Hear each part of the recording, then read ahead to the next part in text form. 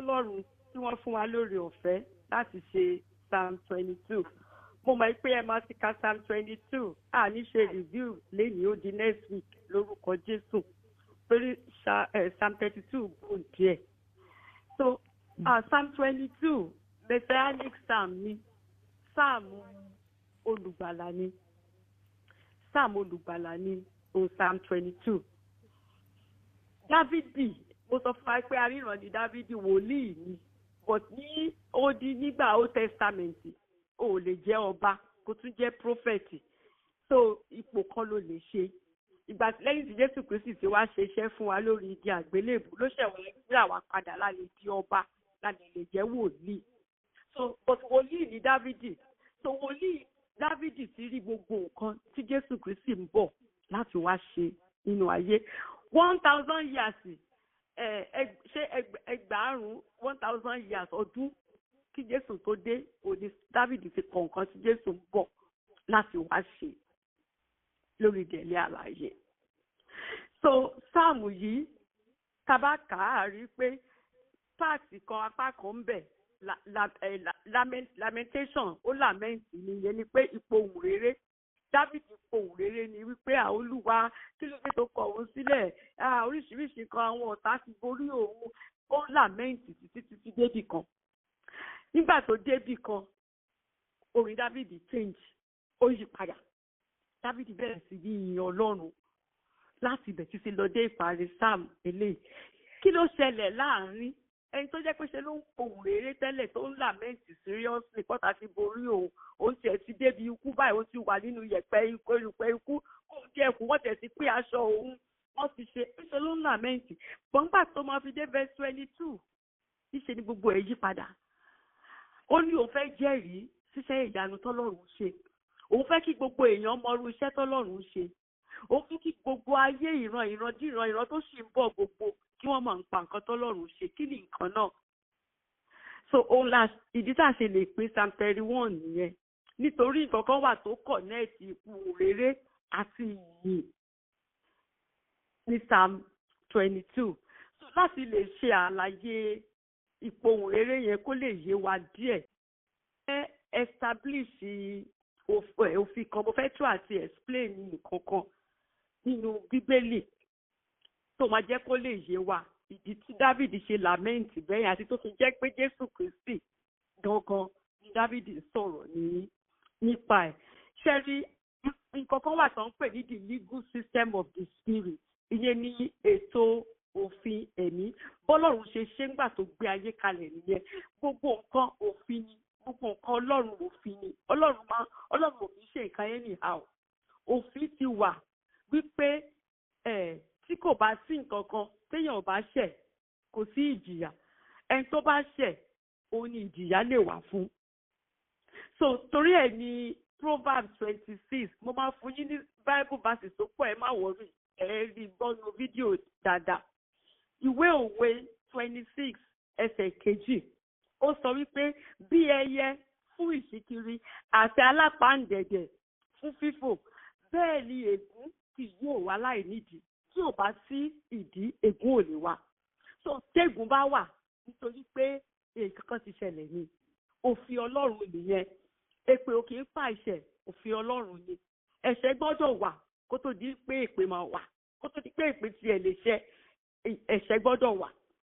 So ọ̀rọ̀ Ọlọ́run ní ìwé Ezekiel 18 verse 20 Ezekiel chapter 18 verse 20 ó sọ wípé ọkàn tó bá ṣẹ̀ ó máa kú ni o the soul that sinneth shall die òfin Ọlọ́run ni tí kò sẹ́ni tó lè yí padà ọkàn tó bá ṣẹ̀ ó di dandan kó kú. Nígbà tá a máa dé Hebrew chapter 9 verse 22 Hebrews 9:22 ó sì kí paraphrase ẹ̀ ó sọ wípé ẹ̀jẹ̀ nìkan la lè fi wẹ̀ gbogbo nǹkan láì jẹ́ pé a fi ẹ̀jẹ̀ ta fi wẹ̀ gbogbo nǹkan kò lè sí ìdáríjì ìyẹn ni pé láì sí ìtàjẹ̀ sílẹ̀ kò sí ìdáríjì òfin Ọlọ́run ni.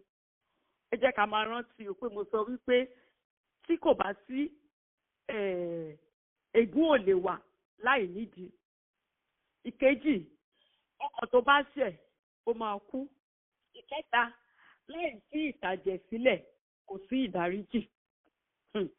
So ìwé Rome orí 3 ẹsẹ̀ 23 Romans 3 verse 23 wá sọ wípé gbogbo ènìyàn ló ṣáà ti ṣẹ̀ o tí wọ́n sì ti kùnà ògo Ọlọ́run o. Gbogbo èèyàn ló ti ṣẹ̀. So nítorí pé gbogbo èèyàn ti ṣẹ̀ ó di dandan kí gbogbo èèyàn kú.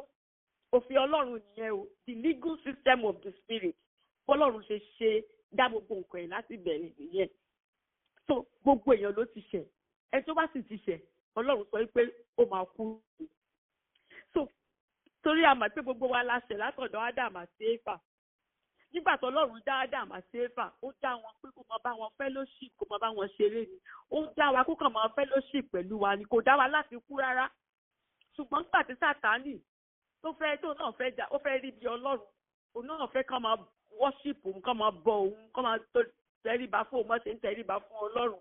Tí Sátánì náà fẹ́ já ìjọba titi ẹ̀ sílẹ̀, tọ́lọ́run lè kúrò lọ́run.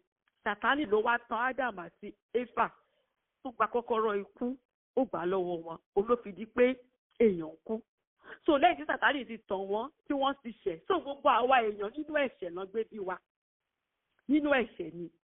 So ẹ̀ṣẹ̀ tí wọ́n sì bí wa pẹ̀lú yìí, láì jẹ́ pé ìtàjẹ̀sílẹ̀ wà, kò sí ìdáríjì. Ó jẹ́ pé gbogbo èèyàn ló máa kú tí ò bá sí ìtàjẹ̀sílẹ̀. Ìtàjẹ̀sílẹ̀ tó sì láti wà tèèyàn ni. Èèyàn tó sì máa lè ṣerú ẹ̀ á jẹ́ tí kò ní ẹ̀ṣẹ̀ rárá, tí kò tàbí sínú ẹ̀ṣẹ̀, tó jẹ́ mímọ́. Níbo la ti fẹ́ rẹ̀ tó jẹ́ mímọ́ tí kò lẹ́ṣẹ̀ rárá? Nítorí pé Genesis chapter 6 verse 6, Genesis orí 6 ẹsẹ̀ 6, ó ní inú Olúwa bàjẹ́ nítorí pé ó dá ènìyàn sáyé. Ó dùn Ọlọ́run gan wípé ọ̀gá má ti dá àwọn èèyàn yìí bó ṣe dá wọn. Torí ó dá wa ní àwòrán ara rẹ̀, ó fún wa ní ọkàn láti ṣe ohun tó wù wá. He gave us a will. You can do what you want to like do. So nígbà tó dá àwọn èèyàn tó wá ní pé wọ́n ti ṣẹ̀, Ádámù àti Éfà ti wá ṣubú sínú ẹ̀ṣẹ̀ tí Sátánì tó ti wá tàn wọ́n jẹ. Sátánì sì gba kọ́kọ́rọ́ ikú lọ́wọ́ wọn. Ó wá jí pé gbogbo èèyàn tó Ọlọ́run máa dá máa kú. Kí wọ́n lọ́rùn dá èèyàn fún? Ọlọ́run ò dá wa láti kú. Ó fẹ́ kọ́ fellowship pẹ̀lú wa ni. Sátánì fẹ́ dí ọ̀nà yẹn kọ́lọ́run kó má lè yí ìbáṣepọ̀ pẹ̀lú àwọn ènìyàn mọ́.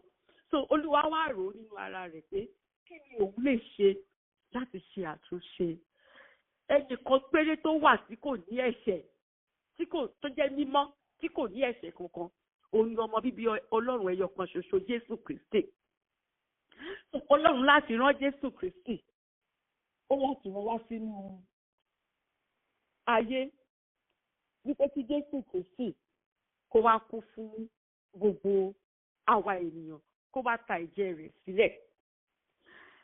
Nígbà tí Jésù Kristi sì wá láti wá ṣiṣẹ́ yìí, ó láti wá gẹ́gẹ́ bí alára ẹran bíi tiwa. Ó láti fíìlì pain, ó láti mọ ìtọ́jú, ó láti mọ bí nǹkan ṣe ń rí. So kò wá gẹ́gẹ́ bí Ọlọ́run, ó wá ní bí ìwà àwa ènìyàn. Bí nǹkan ṣe máa ń dùn wá bẹ́ẹ̀ ló ṣe ń di Jésù Kristi náà. Bó ṣe ń dùn wá bẹ́ẹ̀ ló ṣe ń di Jésù Kristi náà. So Jésù Kristi ó wá láti wá jẹ gbogbo ìyà yẹn. Ní òfin àwọn Júù, ó láti pé 30 years kan tó lè pè ní man. Ọkùnrin tó bá jẹ́ man ló lè ṣe ìtàjẹ̀sílẹ̀ yìí. So Jésù Kristi ṣe pé 30 years old kó tó di pé ó bẹ̀rẹ̀ iṣẹ́. So nígbà tí Jésù Kristi wá dé orí igi àgbélébùú, tí Jésù Kristi wá gbé gbogbo ẹ̀ṣẹ̀ aráyé, tí Jésù Kristi wá gbé sórí láti lè ta ẹ̀jẹ̀ ara rẹ̀ sílẹ̀, láti lè fún wa ní òmìnira ní o. Nígbà tí ẹrù yẹn pọ̀ tó gbé sórí, táwọn ọ̀tá bẹ̀rẹ̀ sí ní fìyà jẹ Jésù Kristi, tí wọ́n gún lọ́kọ̀, tí wọ́n dé ládé ẹ̀gún, tí wọ́n ń ṣe gbogbo rẹ̀. Nígbà tí wọ́n ti spare tán ti bọ inú ẹ̀, tẹ́jẹ̀ ti dà sílẹ̀. Ní Bible sọ pé ní wákàtí 9, lásìkò yẹn kò wá sí agbára mọ́, torí Ọlọ́run ti gbé ojú rẹ̀, Ọlọ́run ti pa ojú rẹ̀ mọ́ kúrò lára Jésù Kristi. kí ni ìdí tọ́lọ́run fi pa ojú rẹ̀ mọ́? Nítorí ojú Ọlọ́run kò lè wo ẹ̀ṣẹ̀. Jésù Kristi sì ti gbé gbogbo ẹ̀ṣẹ̀ aráyé, ó ti gbé wò. Olúwa láti pa ojú rẹ̀ mọ́ kúrò fún Jésù Kristi. Ìdí tí Jésù Kristi ṣe sọ wípé Ọlọ́run mi, èyí ṣe tí ìwọ fi kọ̀ mí sílẹ̀. Mo fẹ́ kó yé wa dáradára ni. Nítorí lásìkò náà, kò ṣe pé Olúwa kọ̀ sílẹ̀, Olúwa ò kì í kọ̀ ọmọ tirẹ̀ sílẹ̀. Tọ́lọ́ ṣèlérí fún wa wípé I will never leave you nor forsake you. Èmi kì yóò fi ọ́ sílẹ̀, ó ṣèlérí fún wa. Ṣùgbọ́n tá a bá ti gbé ẹ̀ṣẹ̀ rù, Olúwa ò kì í lè wo ẹ tó bá ti gbé ẹ̀ṣẹ̀ rù. Nítorí pé Jésù Kristi gbé gbogbo ẹ̀ṣẹ̀ aráyé rù. Jésù Kristi fúnra wọn gan kò lè sọ pé bàbá mi, ṣe pé bàbá mi ló máa ń sọ tẹ́lẹ̀. Ṣùgbọ́n nígbà tó di pé ó ti gbé gbogbo ẹ̀ṣẹ̀ aráyé rù, ó ti di wípé Ọlọ́run mi, because this is legal now. Ó fẹ́ wọ́n bà májẹ̀mú yẹn tí Sátánì ti bàjẹ́. Ó fẹ́ bà májẹ̀mú yẹn jẹ́ kí májẹ̀mú tuntun kó lè wà. So olùsọ sọ pé my God, Ọlọ́run mi, kò sọ pé bàbá mi mọ́. Ó ní Ọlọ́run mi, kí ló dé? Báwo ló máa ṣe jìnnà tó sí? Ó ti gbé ojú rẹ̀ kúrò. So lásìkò tí Jésù Kristi ń sọ ọ̀rọ̀ yìí, Jésù Kristi ń sọ fún Ọlọ́run ní pé ókè Olúwa, nísìnyí ẹ lè wò mí. Iṣẹ́ náà mo ti parí ẹ̀. Mo ti gbé gbogbo ẹ̀ṣẹ̀ náà. Mo ti ta ẹ̀jẹ̀ mi sílẹ̀. Wọ́n ti spare àbọ̀ lára ẹ̀jẹ̀ tó ti dà sílẹ̀ bí omi. Kò sí èmi ní kankan nínú ọ̀hún mọ́. Mo ti parí iṣẹ́ náà. Adé rí pé ní Báíbù bí Jésù Kristi ṣe sọ báyìí, Olúwa sì yíjú wo Jésù Kristi. Gbogbo òkùnkùn tó wà yẹn, òkùnkùn yẹn sì pòórá. Ìmọ́lẹ̀ sì wà. Gbogbo pátì tẹ́ḿpìlì, gbogbo ẹ̀ bẹ̀rẹ̀ sí ní já, ó bẹ̀rẹ̀ sí ní give way. Jésù Kristi sì sọ pé ó ti parí. It is finished. Mo ti parí iṣẹ́ náà. Mo ti mú gbogbo ẹ̀ṣẹ̀ aráyé. Mo ti gbé lọ pátápátá. Mo ti fi ẹ̀jẹ̀ ìtasílẹ̀ mi. Mo ti fi dípò gbogbo ẹ̀ṣẹ̀ náà. Nítorí náà, kò sí ẹ̀ṣẹ̀ kankan tí a lè kà mọ́ ẹnikẹ́ni mọ́. Gbogbo ẹni tó bá ti wá sí ìdí àgbélébùú tó gbà wípé lóòótọ́ ni mo wá, pé lóòótọ́ ni mo gbé gbogbo ẹ̀ṣẹ̀ aráyé rù, tó gbà pé lóòótọ́ ni mo ta ẹ̀jẹ̀ mi sílẹ̀ fún ìmúkúrò ẹ̀ṣẹ̀, kò sí ẹ tó máa lè sọ wípé ẹlẹ́ṣẹ̀ ni mọ́. Nítorí òfin Ọlọ́run ni wípé tí èèyàn bá ṣẹ̀, Olúwa fẹ́ kí ẹni tó ṣẹ̀ kó jẹ èrè ẹ̀ṣẹ̀ rẹ̀. So Jésù Kristi, torí Bible sọ wípé when he sees the travail, Isaiah 53 verse 11, Isaiah 53 verse 11, a lè kà tí Abadele, Isaiah 53 verse 11, mo lè quote in English. Only he shall see the travail of his soul and shall be satisfied. Ṣé ọmọ pé téèyàn bá ṣẹ̀yàn, bóyá kéèyàn kan jí mi ní owó rẹpẹtẹ kan ń sìn, tí yóò máa lọ rìpọ́ọ̀tì fọlọ́pàá, tọ́lọ́pàá bá wá mú, táwọn bá ti ẹ̀rọ owó gbà kí ìsàn bá fìyà jẹ díẹ̀ kó lè kọ́gbọ́n, màá ní ìtẹ́lọ́rùn wípé wọ́n ti fìyà jẹ. Gbogbo wa láti ṣẹ̀ bàbá, gbogbo wa láti ṣẹ̀, tí wọ́n bí wa sínú ẹ̀ṣẹ̀ ni, gbogbo wa láti ṣẹ̀ Ọlọ́run. So kí ni ìjìyà tá a lè jẹ tó máa mú ẹ̀ṣẹ̀ kúrò? Ìjìyà náà ni Jésù Kristi wá jẹ. So Jésù Kristi sọ wípé Olúwa, mo ti ìyà náà, mo ti jẹ lórí igi àgbélébùú. Ọlọ́run sì rí travail, Ọlọ́run rí wọn ju Jésù Kristi lóòótọ́. So Olúwa ti wá ní ìtẹ́lọ́rùn. Ẹ jẹ́ ń bá yín sọ̀bẹ̀ yẹn ní Yorùbá mà. Ó ní yóò rí nínú èso làálàá ọkàn rẹ̀, yóò sì tẹ́ ní ọrùn. Nípa ìmọ̀ rẹ̀ ní ìránṣẹ́ mi olódodo yóò dá ọ̀pọ̀lọpọ̀ láre, nítorí yóò ru àìṣedéédé wọn nì. Thank you, ma. So nítorí pé bàbá ti wá rí ìpọ́njú Jésù Kristi ti jẹ ìyà ẹ̀ṣẹ̀, gbogbo ẹ̀ṣẹ̀ náà èyí tá a ti ṣẹ̀. So òfin yẹn a sì mú wá sí ìmúṣẹ. Ọ̀rọ̀ Isaiah 53 verse 11 yẹn ó ti wá sí ìmúṣẹ. Nítorí ikú oró tó yẹ káwa kú, ìyà ẹ̀ṣẹ̀ tó yẹ káwa jẹ, Jésù Kristi wá jẹ gbogbo rẹ̀ lórí igi àgbélébùú. Olúwa rí kó jẹ ìyà náà. So ọkàn Ọlọ́run ti wá balẹ̀, ìtẹ́lọ́rùn ti wà. We have appealed sí bàbá. Nítorí náà kò sí ìjìyà fún ẹ̀ṣẹ̀ mọ́. Ẹ̀mí mi máa jẹ́ kó yé wa dáradára. Mo kàn fẹ́ fún wa ní background ká lè mọ ìdí tí Dáfídì ṣe làmẹ́ǹtì ní chapter 22 ni. Torí ẹ̀ ní ìwé Jòhánù orí 8 ẹsẹ̀ 19 John chapter 8 verse 76 wá sọ wípé nítorí náà bí ọmọ bá sọ yín di òmìnira ẹ ó di òmìnira ní tòótọ́. Torí Jésù Kristi ó parí iṣẹ́ náà. Olúwa ti rí travail, ó ti rí ìpọ́njú, ó ti rí ìjìyà ẹ̀ṣẹ̀ tí gbogbo wa ṣẹ̀, ó ti rí lórí Jésù Kristi. Àtúndìyà ń gbà kejì mọ́. Ìgbà kan ni Jésù Kristi ti jẹ gbogbo ìyà náà. So ìràpadà ti wá dé fún wa nípa ẹ̀jẹ̀ Jésù Kristi. Gbogbo wa la wá lè lọ síwájú Ọlọ́run láti lè sọ wípé Olúwa ẹ̀ṣẹ̀ tí bàbá, tí ìrandíran mi, tí àwọn ìlú, tí gbogbo agbègbè ṣẹ̀ tó ń jà mí, ẹ̀ṣẹ̀ tèmi fúnra mi gan ti ṣẹ̀ tó ń jà mí, tó ń fa gbogbo wàhálà sínú ayé mi. Nígbà tí a ti fi ẹ̀jẹ̀ Jésù Kristi ta ti fi wẹ̀ mí, Olúwa ẹ mú gbogbo rẹ̀ kúrò. A ní láti sọ o, ó ṣe pé kàkà zoom wípé ókè Jésù Kristi ti ṣe gbogbo ẹ̀ kò tún nídìí kí tún gbà ládùúrà mọ́. So tá a bá sọ pé I plead the blood of Jesus kó lè yé wa, aláti ní understanding, aláti ní òye ìtumọ̀ nǹkan tá à ń sọ, ká lè mọ̀ wípé gbogbo gbèsè tí mo jẹ Jésù Kristi ti san. Nítorí náà mi ìtún ní san gbèsè mìíràn mọ́.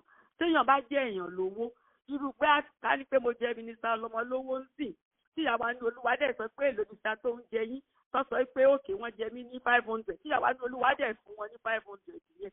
Ṣé mínísítà ọlọ́mọ tún wá béèrè owó mìíràn lọ́wọ́ mi? Kò síbù. Nítorí pé wọ́n ti sọ nǹkan tí Jésù Kristi ṣe fún wa nìyẹn. So àìmọ̀ nǹkan tí Jésù Kristi ṣe lórí igi àgbélébùú kò lè jẹ́ kí Sátánì kó lè jẹ́ kó ní hold lórí èèyàn. Nítorí pé èèyàn mìíràn àwọn bàbá wọ́n ti bà nǹkan jẹ́, wọ́n ti fọmọ odindi èèyàn ṣèrúbọ, wọ́n ti lọ tọrọ nǹkan lọ́wọ́ Sátánì, wọ́n ti lọ́wọ́ májẹ̀mú burúkú. Ṣé jẹ́ pé Sátánì á sọ pé òkè ní ìdílé yín obìnrin ò ní máa lọ́kọ, ní ìdílé yín àwọn obìnrin ló máa bọ́ ọkọ wọn tán bá lọ fẹ́ ọkọ wọn, ní ìdílé yín wọn ní bọ́mọ ọkùnrin yóò sì lórí sí i. Àwọn bàbá yẹn torí pé wọ́n ń wá ìrànlọ́wọ́ lọ́dọ̀ Sátánì, wọ́n ti lọ́wọ́ májẹ̀mú burúkú. Bọ̀tá bá ti wá di àtúndí tá ti fi ẹ̀jẹ̀ yìí tó fi rà wá padà, tá bá ti wá lọ plead ẹ̀, ó ṣe sí ìgbéraga o, pẹ̀lú Psalm 51 ni o, pẹ̀lú ìrẹ̀lẹ̀ ni. Olúwa èèyàn kì í kú gbà méjì. Jésù Kristi ti kú, mo sì ti fayé mi fún, mo ti kú nínú Jésù Kristi. Gbogbo ẹ̀ṣẹ̀ tí bàbá mi ṣẹ̀, táwọn ìrandíran mi ṣẹ̀, èmi kò yẹ kí tún jìyà ẹ̀ mọ́. Olúwa Jésù Kristi san gbogbo gbèsè ni. Gbogbo ẹ̀ṣẹ̀ tèmi náà ti ṣẹ̀ kó tó di pé mo di àtúndí, Jésù Kristi ti san gbogbo gbèsè ni. Nítorí náà Olúwa jẹ́ kí n ráàánú gbà, ṣàánú fún mi, tú mi sílẹ̀. Tá a bá sì ti sọ bẹ́ẹ̀ sí pé now I plead the blood of Jesus. Àrán Ọlọ́run létí iṣẹ́ tí Jésù Kristi ṣe lórí igi àgbélébùú. Ó wá di wípé gbogbo ègún yẹn, gbogbo májẹ̀mú tó ti lè wà, gbogbo àwa di fífọ́. Jésù wá fọ́ májẹ̀mú yẹn. Nítorí májẹ̀mú tuntun òní Jésù Kristi ṣe fún wa pẹ̀lú ẹ̀jẹ̀ rẹ̀ tó ta sílẹ̀. Gbogbo májẹ̀mú tó ti wà kó tó di pé a di àtúndí, gbogbo májẹ̀mú yẹn ti bàjẹ́. Májẹ̀mú tuntun òun la wá ní. Òun ló ṣe jẹ́ pé bàtà bá ń gba ara Olúwa, Jésù Kristi sọ wípé ẹ gbà ẹ mu ẹ̀jẹ̀ mi, nítorí májẹ̀mú tuntun ni. Ẹ̀jẹ̀ tí mo fi rà yín padà kúrò nínú gbogbo ẹ̀ṣẹ̀. So mo fẹ́ kó yé wa. So lẹ́yìn tá fi understand nǹkan tí Jésù Kristi ṣe yìí, a wá lè lọ síwájú Ọlọ́run pẹ̀lú Isaiah 41 verse 21. Isaiah 41 verse 21 ó sọ yìí pé mú ẹjọ́ yín wá ní Olúwa wí, mú ọ̀ràn dájúdájú yín jáde wá ní ọba Jákọ́bù wí. Olúwa ló wá ń sọ ń sè wípé produce your cause, wá jẹ́ kí n mọ ìdí tí mo láti fi tú ẹ sílẹ̀ nínú ogun tó wà yìí, nínú ìpọ́njú yìí, jẹ́ kí n mọ̀. Olúwa sọ pé jẹ́ kí n mọ̀. Ọ̀pọ̀lọpọ̀ wa máa zoom Ọlọ́run ti mọ̀. Olúwa sọ pé jẹ́ kí n mọ̀. Ó fún wa ní wíìlì ni o, ẹni tí kò bá sọ kò sí kankan tó máa ṣẹlẹ̀. Ẹni tí ò bá béèrè kò sí kankan tó máa rí gbà o. Ọ̀rọ̀ Ọlọ́run ni o. Nígbà tí Jésù Kristi ń kọ́ wa bá ṣe máa gbàdúrà, ó ní give us this day. You have to say it o, pé Olúwa give me this day. So àwa lè lọ síwájú Ọlọ́run àti Olúwa nínú ogun tí mo wà yìí. Whatever tó jẹ́ pé ó fún Sátánì ní legal hold, nǹkan tó fún ní right láti lè fi ní sínú irú bondage yìí, àbí láti lè fi àwọn ọmọ, àbí láti lè fi ẹbí sí. Olúwa mo wá nítorí pé Jésù Kristi ti san gbogbo gbèsè. Ikọ̀ tí Sátánì rí dìmú tó fi ń sọ wípé òun ṣerú nǹkan bí eléyìí nínú ẹbí mi, Jésù Kristi ti san gbogbo gbèsè náà. Olúwa ẹ jẹ́ kí n ráàánú gbà. Mo ẹ̀jẹ̀ yín èyí tẹ́ ta sílẹ̀ lórí igi àgbélébùú, ẹ rántí ẹ fi gba gbogbo májẹ̀mú rẹ́. Bá ṣe máa ń bírèkì hold Satan lórí èèyàn nìyẹn.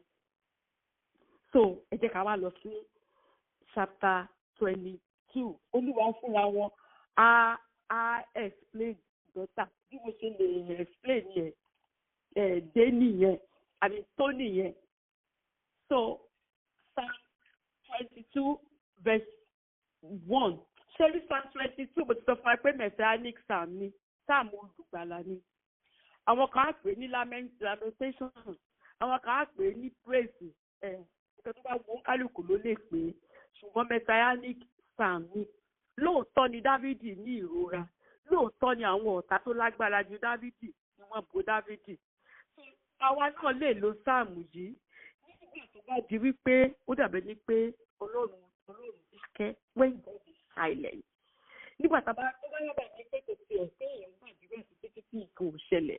Tó bá dàbẹ̀ ní pé kí ló wá dé Olúwa, ṣé mi nìkan ni mo wà láyé ni, mo sì fẹ́ràn rẹ̀ Olúwa, kí ni ìdí tí gbogbo nǹkan yìí fi ń ṣẹlẹ̀ sí mi.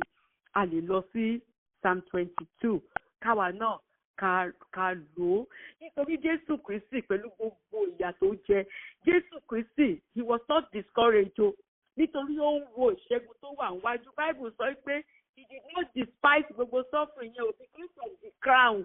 Nítorí crown wà fún wa o, adé wà fún wa o. Bí a bá lè la gbogbo àkókò yìí kọjá, tá a oníbàbà fún Sátánì, tí a compromise adé ògo yìí, ó wà fún ẹni tí kò bá jábọ́, ẹni tí kò compromise lọ́nà tó fi gbogbo rẹ̀ tó fi sílẹ̀ fún Jésù Kristi Olúwa wa. So ká máa wo example, ká máa wo àpẹẹrẹ ti Jésù Kristi ní pé bí ìyà yẹn ṣe pọ̀ tó kò dákẹ́ àdúrà o, bẹ́ẹ̀ ló ń dúró tó ń wo ayọ̀ èyí tó wà níwájú. Ayọ̀ wípé n bá lè parí iṣẹ́ yìí, gbogbo ọkàn ni màá lè jèrè fún bàbá, màá wá di àkọ́bí nínú àwọn òkú. Á wá jẹ́ pé gbogbo ẹ tó bá ti kú nínú mi nínú Jésù, wọ́n á tún wá rí ìyè. So nǹkan tí Ọlọ́run ṣe dá wa láti ìbẹ̀rẹ̀ ayé tí ò fẹ́ ká máa kú, gbogbo ẹ̀ á sì wá bẹ̀rẹ̀ sí ní ṣẹlẹ̀ nítorí àwa wà pẹ̀lú Ọlọ́run lọ́run. Àwa máa fellowship pẹ̀lú Ọlọ́run títí láé. Olúwa ràn wá lọ́wọ́ lórúkọ Jésù. So verse 1 ó sọ wípé Ọlọ́run mi, èé ṣe tí ìwọ fi kọ̀ mí sílẹ̀, tí ìwọ sì jìnnà sí ìgbàlà mi àti sí ohun ìgbé mi. Dávìdì ń kérora pé Olúwa, ikùn ìjà kan tó ń go through yóò pọ̀ ju ẹ̀mí òun lọ, ó jìnnà sóhun pátápátá. Kí ló dé tó kọ̀ òun sílẹ̀? Olúwa ò kì í kọ̀ tirẹ̀ sílẹ̀ o, mo ti sọ fún wa. A máa rí kíní yìí kà, ọ̀rọ̀ yìí a máa rí kà ní Matthew 27 verse 46. Matthew 27 verse 46. Ó sọ wípé níwọ̀n wákàtí 9, ìyẹn bí aago 3 lọ́sàn-án, ni Jésù sì kígbe ní ohùn rara wípé Eli Eli lama sabachthani, èyí ni Ọlọ́run mi, èé ṣe tí ìwọ fi kọ̀ mí sílẹ̀. A mọ̀ pé Jésù Kristi ló sọ ọ̀rọ̀ yìí lórí igi àgbélébùú. Àwọn tí wọ́n kọ gbogbo nǹkan tó ṣẹlẹ̀ nípa ikú Jésù àti àjíǹde Jésù, Mark, Luke, John, kíni kẹta, the 4 Gospels, Matthew, gbogbo wọn witnesses ni wọ́n, àwọn rí nǹkan tó ṣẹlẹ̀ nígbà tí Jésù Kristi tí ó fi kú tí ó sì fi jíǹde. Ṣùgbọ́n Dávídì, Jésù Kristi fún rẹ̀ gangan ló gba ẹnu Dávídì sọ nǹkan tí Jésù Kristi ń bọ̀ láti wá ṣe ní ayé. So nǹkan tí Dávídì, nǹkan tí Psalm 22 ó wà authentic ju gbogbo àwọn Matthew, Mark, Luke, James àwọn rí ní pé nǹkan tí Jésù Kristi ṣe. Ṣùgbọ́n 1000 years kó tó di pé Jésù Kristi wá sáyé rárá, òun ni Jésù Kristi fún rẹ̀ ti gba ẹnu Dávídì ló ti fi sọ gbogbo nǹkan tó ń bọ̀ ló ń ṣe. Kí àwọn Júù kan bá lè mọ̀ wípé a ti kọ ìwé rẹ̀, òun ni ó ṣe jẹ́ pé ẹnu Dávídì náà ti kọ́kọ́ gbà sọ wípé Ọlọ́run mi èé ṣe kí ìwọ fi kọ̀ mí sílẹ̀, kí ìwé mímọ́ lè wá sí ìmúṣẹ. Òun dẹ̀ ló ṣe jẹ́ pé verse 1 ni Jésù ti kọ́kọ́ sọ. Torí àwọn Júù wọ́n bá fẹ́ ka Bible wọn, àwọn ò kì í lo chapter àti verse, wọ́n á pe ọ̀rọ̀ àkọ́kọ́. Wọ́n bá ti kọ́kọ́ sọ pé Ọlọ́run mi èṣe tí ìwọ fi kọ̀ mí sílẹ̀, gbogbo wọn á dẹ̀ máa ka gbogbo eléyìí tó kù lọ torí àkọ́sórí ni fún gbogbo wọn. Torí Jésù ṣe kọ́kọ́ sọ kí wọ́n lè mọ̀ wípé èmi Jésù Kristi yìí, èmi ni mo sọ láti ẹnu Dávídì kí ìwé mímọ́ kí ó lè wá sí ìmúṣẹ. Verse 2, ó ní Ọlọ́run mi, èmi kígbe ní ọ̀sán ṣùgbọ́n ìwọ kò dáhùn, àti ní ìgbà òru èmi kò sì dákẹ́. A mọ̀ pé Jésù Kristi kígbe lóòótọ́. Jésù Kristi gba àdúrà débi pé ẹ̀jẹ̀ ń jáde lára Jésù Kristi. Ó mú àwọn ọmọ ẹ̀yìn rẹ̀ gan, ó lọ sórí òkè mountain, ó lọ gbàdúrà ńbẹ̀, ó ń gbàdúrà sílẹ̀ sí mọ́. Kéde ó ní Olúwa, ibà tí ẹ̀gún aago yìí kúrò, ìwé láìpọ̀ ìyá yìí pọ̀, ṣùgbọ́n Olúwa ò dá lóhùn nítorí pé iṣẹ́ tí Olúwa rán, Olúwa fẹ́ kó parí gbogbo iṣẹ́ náà. Torí pé Olúwa bá dá lóhùn, kò ní sí ìràpadà o. Gbogbo wa lénìí, ìkàtà à ń ṣe yìí àbámá tiẹ̀ lè ṣe rárá. Àbámá lè ṣe rárá. So Jésù Kristi ń kígbe lọ́sàn-án, ó jẹ́ ń kígbe lóru, Olúwa ò dá lóhùn títí tó fi dúró igi àgbélébùú, tó fi parí iṣẹ́ náà, tó fi sọ pé ó ti parí. Nígbà tó sọ pé ó ti parí, nígbà náà lolúwa ṣe ìyíjú tó ṣe wo Jésù Kristi. Nígbà náà ló ti jọ̀wọ́ ẹ̀mí rẹ̀ sílẹ̀. Ṣùgbọ́n kí lolúwa ṣe? Olúwa jí dìde lọ́jọ́ kẹta kó lè jẹ́rìí ẹ̀rí nǹkan tó promise ni pé òun máa sọ fún gbogbo àwọn èèyàn wípé Olúwa jí òun dìde ní ọjọ́ kẹta. Òun Dávídì náà go through. Dávídì sọ wípé èmi ti kígbe lọ́sàn-án, mo kígbe lóru, mo kígbe ní gbogbo ìgbà, mo gbàdúrà títí Olúwa ò sì dákẹ́. Kí ló dé? Kí lẹ̀ṣẹ̀ mi? So verse 3, ó ní ṣùgbọ́n mímọ́ ni ìwọ, ẹni tí ó tẹ ẹ̀yìn Ísírẹ́lì dó. Dávídì sọ ní pé Olúwa, even though mo mọ̀ pé mo ti kígbe títí ò dáhùn, mo ti gbàdúrà lọ́sàn-án, mo ti gbàdúrà lóru ò dáhùn, bọ́tí kan tó dá mi lójú ni wípé mímọ́ ni ọ́. You are a holy God, you are holy. Ẹni tí ó tẹ ẹ̀yìn Ísírẹ́lì dó. Ìkan tí Dávídì ń tú àti sọ ni wípé you are faithful, you are a faithful God o. Mo ní ìgbàgbọ́ nínú rẹ nítorí mímọ́ ni ọ́, mímọ́ ló sì máa ń ṣe. Ìwọ ló sì tẹ ẹ̀yìn Ísírẹ́lì. Olúwa máa ń gbé nínú ìyàn àwọn èèyàn rẹ̀ bí. Olúwa ò fẹ́ wá fún wàhálà. Inú ilé ìwò òdùn nígbà tá a bá ń go through oríṣiríṣi. Ìfẹ́ tó fẹ́ ni kí ògo òun kó máa búyọ nínú ayé wa. Kí ògo òun ká tó bẹ̀rẹ̀ lè máa rí pé ọmọ Ọlọ́run lélẹ́yìí. Olúwa ló ṣe léyìí fún. Kò sí kan tó Olúwa fẹ́ gbà pẹ̀lú pé kí atórí wá tẹ̀ bá. Ọlọ́run dáadáa lọ́lọ́run wà. Ṣé Dávídì sọ pé ibùdó mọ̀ pé ò dáhùn sí i, bọ̀dẹ̀ mímọ̀ pé mímọ́ ni ọ́.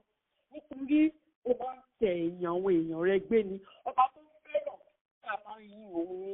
Tábà sí ìyìn tó máa wá jókòó nínú ìyìn, ó máa ń gbé nínú ìyìn, nínú ẹ̀ máa ń dùn ní tábà sí ìyìn. Ṣé tó bá wá dẹ̀ wà ní ìpọ́njú tó lè máa yin Ọlọ́run ni? Ṣé ó wà lọ́rùn? Olúwa ò fẹ́ wá fún wàhálà, kò fẹ́ wá fún ìpọ́njú. Ìwọ ẹ̀ṣẹ̀ òun ló máa ń fa ilé tó pọ̀ jù. Mo ti sọ fún wa ń bẹ̀rẹ̀ pé tí ò bá sí ìdí kò lè ṣẹ́gun. Nǹkan púpà tí Sàtánì máa rí dì mú láti lè ráyè fi oppress èèyàn. Sátánì ò bá rí nǹkan kan tó máa rí dìmú, kò sí nǹkan kan tó lè ṣe. Èpè kì í pa ẹ̀ṣẹ̀. Tó mímọ́ lọ́lọ́run wa, Ọlọ́run tó jẹ́ pé máa ń gbé nínú ìyìn wa, sínú rẹ̀ máa ń dùn tá a bá ń ṣe dáadáa, tá à ń ṣe rere ni. So Dáfídì sọ pé mo nígbàgbọ́ nínú rẹ̀, mo ní ìgbẹ́kẹ̀lé nínú rẹ̀, nítorí mo mọ̀ pé rere ló máa ń ṣe, mímọ́ ni ọ́. Verse 4, ó ní àwọn bàbá wa wọ́n gbẹ́kẹ̀lé ọ. Wọ́n gbẹ́kẹ̀lé ìwọ́n sì gbà wọ́n. Ìyẹn ní pé èmi náà máa gbẹ́kẹ̀lé ẹ̀ Olúwa. Nítorí àwọn bàbá wa wọ́n gbẹ́kẹ̀lé ọ. Wọ́n ní ìgbẹ́kẹ̀lé ọ, ó lè jẹ́ kó ojú tí wọ́n ò gbà wọ́n. Ẹ wo iṣẹ́ ìyanu tó ṣe fún wọn nígbà tán kúrò ní Egypt. Wọ́n gbẹ́kẹ̀lé Ọlọ́run yìí nígbà tán déwájú Rẹ́sì tí kò síbi tán fẹ́ gbà. Tú Rẹ́sì, apá ọ̀tún òkúta tí ò ṣeé gùn, apá òsì òkúta tí ò ṣeé gùn, látẹ̀yìn Fáráò àtàwọn ọmọ ogun ẹ̀ níbo náà fẹ́ lọ. Ṣùgbọ́n wọ́n gbẹ́kẹ̀lé Ọlọ́run. Kí lolúwa sì ṣe? Olúwa sì pín òkun pupa, ó pín òkun náà òkun níyà, ó sọ ọ́ di ilẹ̀ gbígbẹ fún àwọn ọmọ rẹ̀. Dáfídì sọ pé Olúwa ní gbogbo ògbà tán bàbá wa tán bá ti ń pè ọ́, torí wọ́n gbẹ́kẹ̀lé ọ, ó máa ń dá wọn lóhùn. Nítorí náà èmi náà máa gbẹ́kẹ̀lé, mo máa gbélé ọ. Verse 5, ó ní wọ́n kígbe pè ọ́, a sì gbà wọ́n. Wọ́n gbẹ́kẹ̀lé ọ, wọn kò sì dààmú. Gbogbo ìgbà tán bá sì ti ń kégbe pé Ọlọ́run, kò tó ń jẹ o, kálá bàbá bàtẹ̀ ti kúrò ní Egypt pàápàá, ẹ sì máa jẹ gálíìkì àti kùkùmbà wa ń bẹ̀. Olúwa tún rọ̀ òjò mọ́nà látọ̀run, á tún rọ̀ òjò rẹ̀ fáwọn èèyàn rẹ̀. Tó bá tún yá pé Ọlọ́run yìí, Olúwa máa ń dá wọn lóhùn, wọn ò dààmú. Ó kú gbogbo wọn láti Egypt títí lọ dé Promised Land, kò sí abirù láàrin wọn, kò sí ẹni tó sìkì láàrin wọn, kò sí ẹni táṣọ ẹ̀já láàrin wọn. Wo Ọlọ́run wá yìí. Sọ wípé èmi máa gbẹ́kẹ̀lé ẹ o, nítorí àwọn bàbá wa gbẹ́kẹ̀lé wọn nínú rẹ kò sì já sí asán. Nítorí náà mo máa gbẹ́kẹ̀lé Jésù. Verse 6, ó ní ṣùgbọ́n kòkòrò lé èmi, kì í sì ṣe ènìyàn. Ẹ̀gàn àwọn ènìyàn àti ẹlẹ́yà àwọn ènìyàn. Mo fẹ́ explain ní verse 6. Ṣé rí ṣùgbọ́n kòkòrò lé èmi, Jésù Kristi sọ bẹ́ẹ̀. Jésù Kristi ó ń fi ara rẹ̀, ó fi ń wé kòkòrò lórí igi àgbélébùú. Kòkòrò tí Jésù Kristi ń sọ̀rọ̀ nípa rẹ̀ yìí, mi ò lè porúkọ ẹ̀ ní language àwọn Jew, but ní English crimson worm ló ń pè é, ní Yorùbá. Wọ́n sọ pé ní eré àwọn ìlú àwọn Jew, àwọn kìíní yẹn ni worm yẹn wà kòkòrò. Worm bí aràn, kò ṣe kòkòrò bí aràn ni, but aràn yẹn kò gùn, short one. Tẹ́ bá ẹ lè lọ wò ní Google, ẹ lè Google ẹ̀ kẹrin, crimson worm ló ń pè é. So aràn tí Jésù Kristi sọ̀rọ̀ nípa ẹ̀ yìí, tó bá ti yín ẹyin ẹ̀, tó bá ti di ọjọ́ tó fẹ́ pa àwọn ẹyin yẹn, tó bá ti pa àwọn ẹyin yẹn, òfun rẹ̀ á wá kú. So tó bá ti kú àwọn ẹyin ẹ̀, òun ni wọ́n á wá jẹ. Tó bá ti kú yìí, á wá ta. Tó bá ti ta gbogbo nǹkan tó ta jáde, á wá di rẹ́ẹ̀dì, á wá rí bí ẹ̀jẹ̀. Àwọn ọmọ ẹ̀ wọ́n á wá jẹ gbogbo nǹkan tó ṣe ta yẹn, àwọn ọmọ ẹ̀ á wá jẹ. Tó bá di ọjọ́ kẹta, gbogbo ẹ̀ á wá di funfun padà. Ara igi tó máa ń dúró sí ibi tí wà ní àkàndé funfun padà ni. Jésù Kristi sọ ní pé èmi ò kì í ṣe ènìyàn. Even though ẹ ti reduce òun ẹ ti sọ òun di nǹkan míì, kò sí òun kòkòrò kírísì yẹn òun lòun jẹ́. Nítorí pé ẹ ta ẹ̀jẹ̀ òun sílẹ̀, gbogbo ara òun ó rẹ̀dì báyìí. Ṣùgbọ́n ní ọjọ́ kẹta, ó máa di funfun nítorí pé ó máa jíǹde kúrò nínú òkú. Òun ló ṣe lo crimson worm yẹn. Òun ló ṣe sọ pé ìfìrùsìn bẹ́ẹ̀jẹ̀ bá ti ẹ̀pọ́n bíi crimson pé láì pé ó máa wẹ̀ kúrò. Ó máa wẹ ẹ̀jẹ̀ náà, ó máa wẹ̀ kúrò. Òun ló ṣe compare ara ẹ̀ pẹ̀lú worm yẹn. It's called crimson worm. Ẹgbẹ́ bá fẹ́ lùkẹ́ ọ̀pẹ lè lùkẹ́ ọ̀. Ó ní ṣùgbọ́n àwọn èèyàn wá ń fi òun fi ṣẹ̀sín. Dáfídì sọ pé wọ́n kàn dẹ́gàn òun ni. Wọ́n fi Jésù Kristi náà wọ́n fi ṣẹ̀sín. Wọ́n fi ṣe ẹlẹ́yà lórí igi àgbélébùú. Matthew 27:39 ó sọ fún wa wípé àwọn tó bí Jésù Kristi lórí igi àgbélébùú ṣe wọ́n mirí fún, wọ́n fi ṣẹ̀sín lóòótọ́. Gbogbo wọn mirí fún ni. Matthew 27:39 sọ wípé àwọn tí ń kọjá lọ wọ́n sì fi ṣe ẹlẹ́yà, wọ́n sì ní orí fún. Wọ́n fi Jésù Kristi wọ́n fi ṣe yẹ̀yẹ́. Kí ni ìdí tá fi ń ṣe yẹ̀yẹ́? Wọ́n fi ṣe yẹ̀yẹ́ pé ṣe bó gbẹ́kẹ̀lé Ọlọ́run. Ṣe bó sọ pé Ọlọ́run lè gba òun là. Ṣe bó sọ pé òun ti ẹ̀lẹ́ kan tẹ́ḿpìlì. Ṣé bá wó tẹ́ḿpìlì lọ́jọ́ kẹta ó máa gbé dìde? Kó gba ara ẹ̀ sílẹ̀. Tó fẹ́ gba gbogbo ayé sílẹ̀. Kó gba ara ẹ̀ sílẹ̀. So wọ́n fi ṣe yẹ̀yẹ́. So David ti kọ́ sílẹ̀ wípé wọ́n sọ di ẹlẹ́gàn. Wọ́n kàn fi ṣẹ̀gàn ni. Wọ́n dẹ̀ fi ṣe ẹlẹ́yà. So verse 7 sọ pé gbogbo àwọn tí ó rí mi wọ́n fi mí rẹ́rìn ẹlẹ́yà. Wọ́n ń lọ sùtì ètè wọn. Wọ́n mi orí pé jẹ́ kí ó gbẹ́kẹ̀lé Olúwa. Verse 8 òun ó gbà á là. Jẹ́ kí ó gbà á là nítorí inú rẹ̀ dùn sí. Ṣe bó sọ pé inú Ọlọ́run dì sí òun. Pé òun lọmọ Ọlọ́run. Wọ́n ti kàn mórí igi àgbélébùú kó túra ẹ̀mí tó kàn mọ́ kó gbára ẹ̀ sílẹ̀. So Matthew 27:43 gbogbo àwọn kan sí David kan sí Psalm 22 gbogbo ẹni Matthew ló ń confam. Àwọn tó kù náà àwọn náà confam ẹ̀. But mo lo Matthew 27:43 ó ní ó gbẹ́kẹ̀lé Ọlọ́run. Jẹ́ kí ó gbà á là nísinsìnyí bí ó bá fẹ́ràn rẹ̀. Ó ṣàrò pé ọmọ Ọlọ́run ni èmi.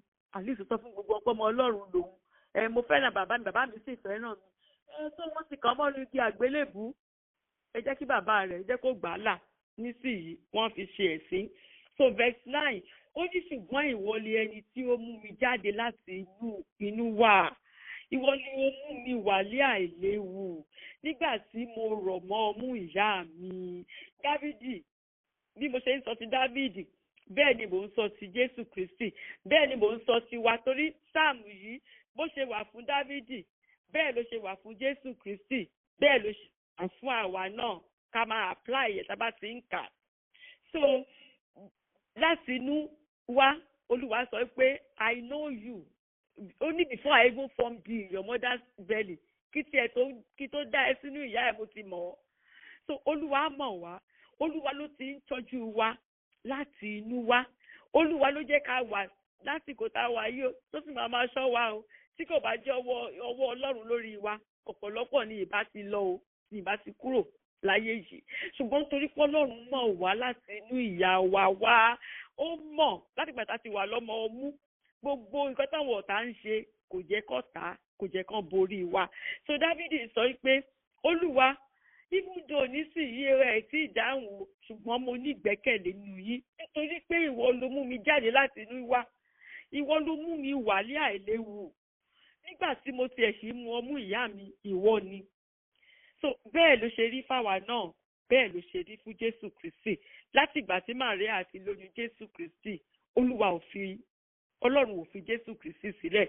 Bẹ́ẹ̀ ló ṣọ́ Màríà, bẹ́ẹ̀ ló ṣọ́ Jésù Kristi láti inú oyún tó fi di ọmọ ọmú tó fi di pé Jésù Kristi fi di àgbà.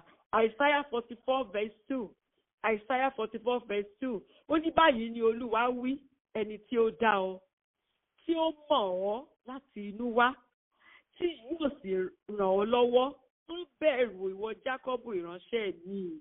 Ẹ̀yin ìránṣẹ́ Ọlọ́run, ẹ̀yin ọmọ Ọlọ́run lórí òkè Síónì, ẹ má bẹ̀rù. Kò sí nǹkan tọ́ta kankan lè ṣe, kò sí. Gbogbo èrò ọ̀tá tẹsímọ́nì ló máa já sí fáwa lórúkọ Jésù. Nítorí pé Olúwa yìí ó mọ̀ wá, òun ló dá wa, òun ló sì mọ̀ wá láti inú ìyá wa wá, ó sì ràn wá lọ́wọ́. So kò nídìí ká bẹ̀rù, kò nídìí. Verse 10 ó ní ìwọ ni a fi lé mi lọ́wọ́ láti inú ìyá mi wá. Ìwọ a ti fi mí lé ọ lọ́wọ́ láti inú ìyá mi wá ni o. Ìwọ ni Ọlọ́run mi láti inú ìyá mi wá. Mi ò mọ Ọlọ́run mìíràn. Láti inú ìyá mi wá láti fi mí lé ọ lọ́wọ́. Isaiah 46 verse 3 ó dẹ̀ confirm ẹ̀.